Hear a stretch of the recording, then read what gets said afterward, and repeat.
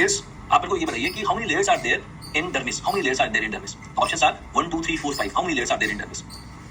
If your answer is 4 or 5, then both the answers are wrong. The correct answer was 2. Because आप जो answer कर रहे थे वो आप आंसर कर रहे थे एपिडर्मिस का। मैंने एपिडर्मिस का तो क्वेश्चन ही नहीं पूछा, मैंने पूछा कि डर्मिस के अंदर कितनी लेयर होती है। डर्मिस के अंदर तो 2 ही लेयर होती है, एपिडर्मिस में 4 to 5 होती है। ये मैं बेसिकली आपको यहाँ से ये समझाना चाह रहा हूँ कि हमारे एग्जाम का जो रिजल्ट होता है वो कभी भी डिफिकल्ट क्वेश्चन डिसाइड ही नहीं करता, वो हमेशा इजी क्वेश्चन ही डिसाइड करता है। आप कोई सा भी एग्जाम ले लो, आप एफएमजी एग्जाम लो, नीट पीजी लो, यूएसएमएल ले लो, कोई सा भी एग्जाम लो, हर एक एग्जाम में इजी क्वेश्चन ही एग्जाम का रिजल्ट डिसाइड करते हैं। ठीक है, इसको हम एक दूसरे एग्जाम्पल से समझते हैं। मान लेते हैं अभी हम एफएमजी एग्जाम की बात करते हैं।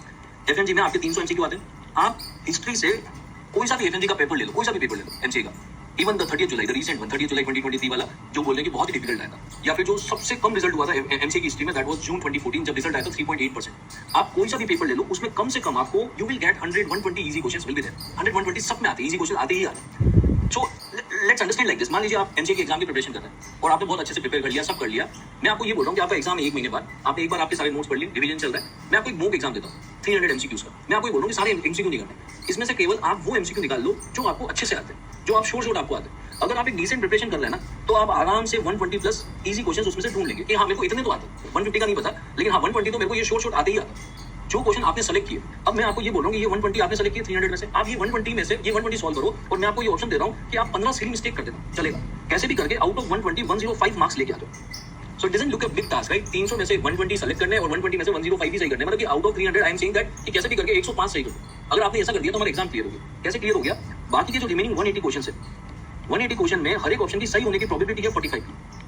मतलब कि बाकी के बचे हुए 180 क्वेश्चन में अगर कोई बी टिक कर दे तो भी उसको 45 मार्क्स मिल जाएंगे। So 105 plus 45 it's going to be 150 plus.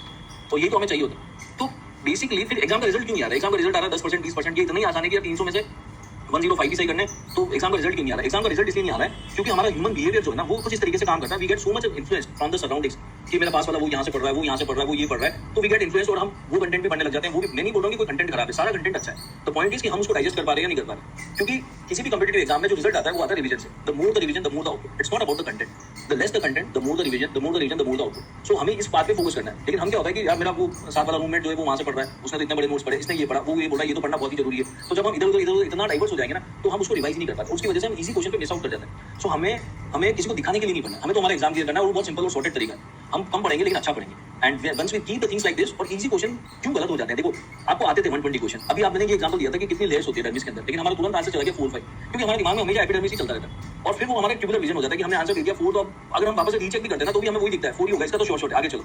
तो हम उसको कभी वापस सही कर ही नहीं पाते। And that after coming from the exam, फिर हमें लगता है यार सिली मिस्टेक हो गया।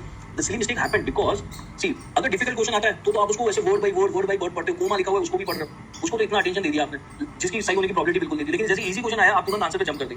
डिफिकल्ट क्वेश्चन भी आपको 1 मार्क दे रहा था, इजी क्वेश्चन भी 1 मार्क दे रहा था, लेकिन इजी क्वेश्चन के सही होने की प्रोबेबिलिटी थी, लेकिन आपने उसको अटेंशन ही नहीं दिया, तो हो सकता है गलत हो जाए। तो मैं ये बोलता हूँ कि इजी क्वेश्चन को हमें ज्यादा अटेंशन देना चाहिए, क्योंकि उसकी सही होने की प्रोबेबिलिटी, लेकिन हम करते हैं उल्टा एग्जाम के अंदर। And we have to make it a habit. It's not a overnight phenomena कि मैं आज सोचूंगा और कल होने लग जाएगा, नहीं होगा। हमें ये हैबिट डेवलप करना पड़ेगा। जब हम एमसीक्यू कर रहे हैं ना, तो हमें वो सीरियसनेस लाना पड़ेगा।